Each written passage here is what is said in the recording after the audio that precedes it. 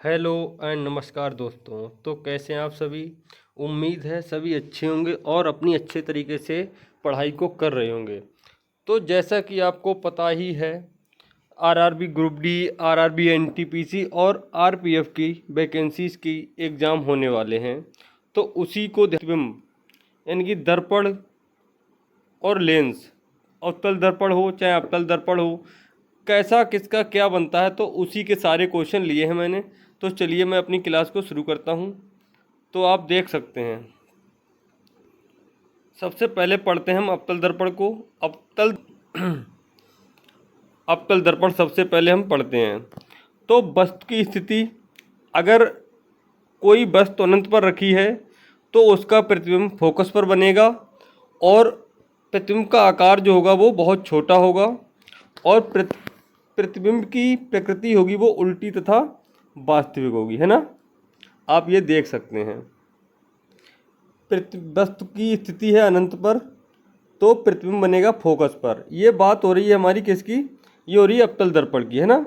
प्रतिबिंब का आकार बहुत छोटा होगा, प्रतिबिंब की प्रकृति होगी वो उल्टी तथा वास्तविक होगी, है ना। इसके बाद देखते हैं, अगर वस्तु वक्रता केंद्र पर एवं अनंत के बीच रखी है तो प्रतिबिंब जो है प्रतिबिंब फोकस एवं वक्रता केंद्र के बीच बनेगा। प्रतिबिंब का आकार छोटा होगा तथा उल्टा और वास्तविक होगा।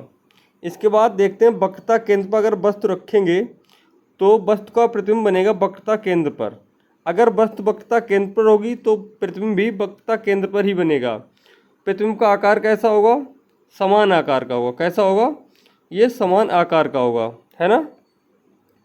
इसके बाद देखते हैं, स्थिति प्रकृति कैसी होगी, तो प्रकृति होगी उल्टी व वास्तविक। इसके बाद देखते हैं, फोकस तथा वक्रता केंद्र के बीच में अगर कोई वस्तु रखेंगे तो वक्रता केंद्र एवं अनंत के बीच में उसकी प्रतिबिंब की स्थिति होगी और प्रतिबिंब का आकार होगा बड़ा, है ना। प्रतिबिंब का आकार बड़ा कब होगा, जब फोकस तथा वक्रता केंद्र के बीच वस्तु रखेंगे तो प्रतिबिंब का आकार होगा बड़ा और प्रकृति होगी उल्टी व वास्तविक, है ना। अगली बात देखते हैं, फोकस पर अगर कोई रखते हैं वस्तु को तो प्रतिबिंब बनेगा अनंत पर और यहाँ पर प्रतिबिंब का आकार होगा वो बहुत बड़ा होगा। कैसा होगा प्यारे दोस्तों, तो बहुत बड़ा होगा और प्रकृति होगी वो होगी उल्टी व वास्तविक, है ना। प्रकृति कैसी होगी, उल्टी व वास्तविक होगी, है ना। इसके बाद देखते हैं, फोकस तथा ध्रुव के बीच में अगर कोई वस्तु रखते हैं तो प्रतिबिंब की स्थिति होगी दर्पण के पीछे बनेगी और प्रतिबिंब का आकार होगा बड़ा होगा, है ना। और प्रतिबिंब की प्रकृति होगी वो सीधी तथा काल्पनिक होगी। कैसी होगी, सीधी व काल्पनिक होगी। तो आपको ध्यान में क्या रखना, अगर अनंत पर रखेंगे तो प्रतिबिंब बनेगा प्रतिबिंब फोकस पर बनेगा और वक्रता केंद्र पर रखेंगे तो वक्रता केंद्र पर बनेगा और फोकस पर रखेंगे तो अनंत पर बनेगा। अनंत पर रखेंगे तो फोकस पर बनेगा और फोकस पर रखेंगे तो अनंत पर बनेगा, है ना। दो क्वेश्चन तो ये अपोजिट हो जाएंगे।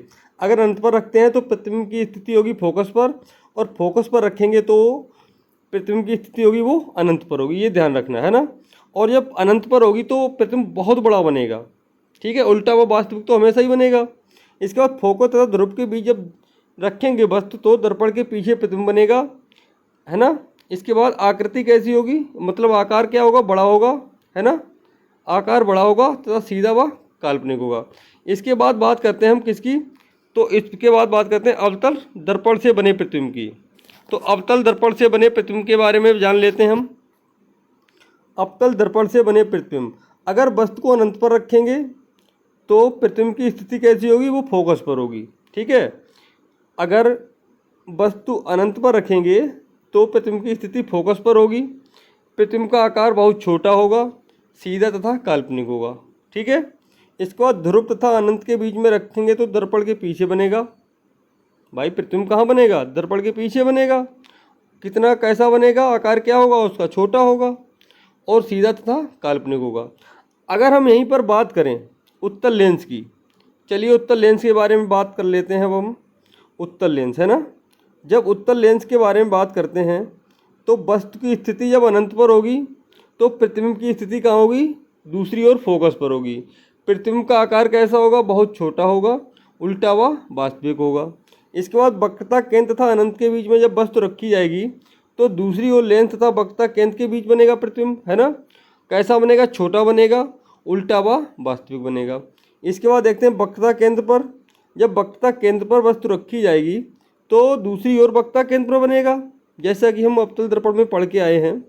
ठीक है, अवतल दर्पण का उल्टा सीधा उल्टा रखेंगे तो उत्तल लेंस, और उत्तल दर्पण का उल्टा रखेंगे तो अवतल लेंस होगा। सीधी बात, ये 3 चीज़ें याद कर लो और बाकी एक चीज़ याद हो जाएगी, है ना।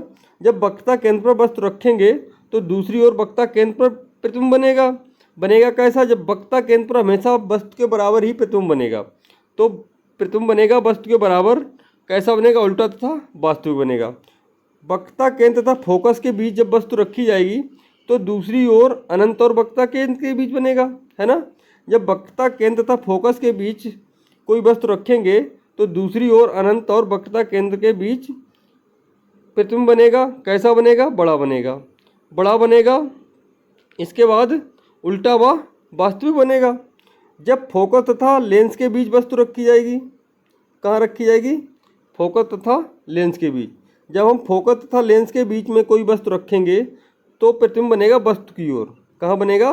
प्रतिबिंब बनेगा वस्तु की ओर। और कैसा बनेगा? तो ये बनेगा आवर्धित। ठीक है, आवर्त बनेगा, सीधा तथा काल्पनिक बनेगा, है ना।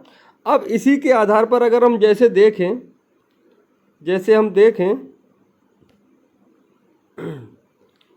हम देखते हैं, है ना।